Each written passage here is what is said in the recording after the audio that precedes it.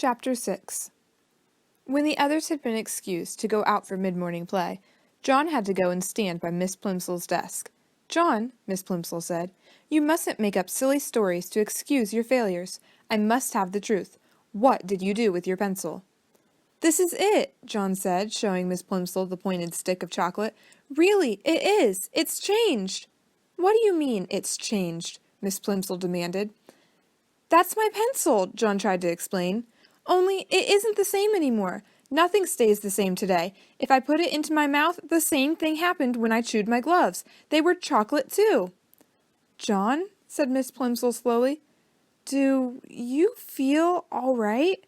"Yes, thank you," John said. "I feel all right, except," he added, "I'm getting so thirsty. The water from the water fountain turned to chocolate, and so did the water upstairs. I would like a drink of cold water." "Yes, John," Miss Plimsoll said. She suddenly looked pale.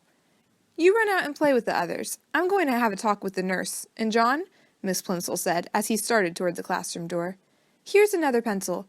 Be a good boy, and try not to lose it. I'm afraid I'll have to keep this piece of chocolate until school's out.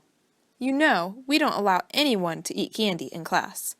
Miss Plimsoll put the slightly chewed chocolate pencil in her desk drawer, and John went out to look for Susan. He found her skipping rope with 2 girls in his class. John usually scorned skipping rope.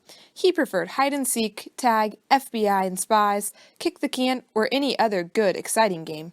Jumping up and down in one place just to avoid being hit by a rope seemed silly to him. But he was sorry for having spoiled Susan's silver dollar, and he was willing to make a sacrifice. "Susan," he said. Susan continued to bounce on one foot as her 2 friends swung the rope over and under, over and under, over and under her.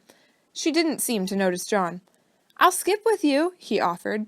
Susan stopped, and the rope was caught by her shins. "Let's try doubles, backwards," she said, but not to John. She ignored John. "You go first, Betty. Ellen, you go second. I'll go last. The one who does it the most times gets the first slice of my birthday cake." Susan looked at John, raised her eyebrows, shut her eyes, and stuck out the tip of her pink tongue. Then she turned back to the girls and smiled. Ellen whispered in Betty's ear, and Betty whispered in Susan's ear. Then all 3 of them looked at John and at each other and burst out laughing. "Oh, Susan," John protested, "I didn't mean to do it. The trouble is, there's something magic about me today.